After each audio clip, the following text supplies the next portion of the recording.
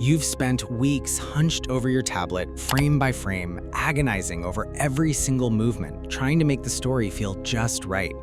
You finally hit publish, wait a day, and then you check your analytics. You see the view count climbing, but then your eyes hit the earnings tab and you pause. You think, wait, is that really all it earned? If you're a Stickman animator, I know you've asked yourself, how much does YouTube actually pay for 1,000 views? The truth is it's a bit of a messy, complicated mystery that keeps most of us guessing. But today, I want to pull back the curtain on how this actually works. I'm going to show you the reality of the RPM, why your numbers might be lower than you'd hoped, and honestly, the specific ways you can actually make this a real career. If you're tired of the grind and want to turn this passion into something sustainable, stick around. First, let's be real about the biggest frustration on this platform. YouTube doesn't pay you per view. It pays based on something called RPM, revenue per mil, which is just a fancy way of saying per 1,000 views. Think of it as the actual take-home pay you get for every 1,000 people who watch your video. For most of us in the animation and Stickman world, that number usually lands somewhere between $1 and $4. I know, that stings a little. For every 1,000 people you entertained, you might only make enough for a coffee. It feels low, right? That's because advertisers look at the niche. If you're making content that's just funny, random stuff, advertisers aren't always willing to pay a premium. But if you can weave in stories that are educational or tech-focused or deep dives into history, you're already playing a different game. You might wonder why a finance channel makes $20 for those same 1,000 views while we're sitting at 2. It's all about ad demand. See, advertisers are basically bidding for space on your video. If a big bank or a tech company wants to reach a specific type of person, they'll pay big money to be there.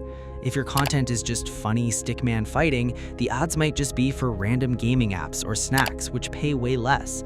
But if your channel covers things like the evolution of technology or the history of great empires, like we're doing here on Deep Time, you're attracting much higher paying advertisers. So here's the takeaway. You don't necessarily need 1 million views to make a living. You need to shift the value of your content so it's worth more to the people paying for the ads.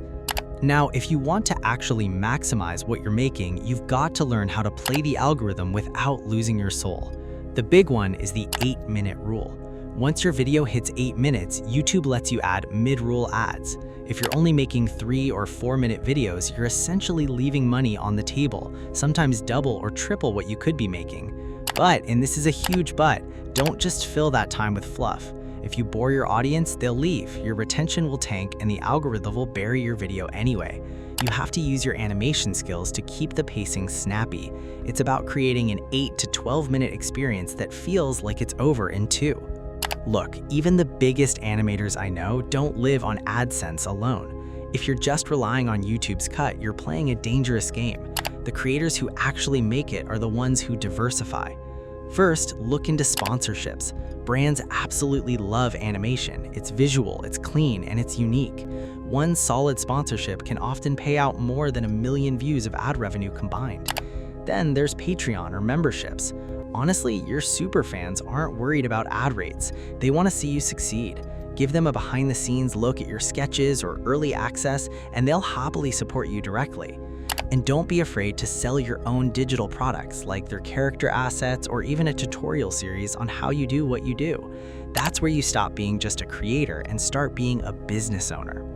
So, if you're looking at your analytics today and feeling a bit discouraged by the numbers, please don't be. It's not a sign that you're failing, it's a sign that you're ready to evolve.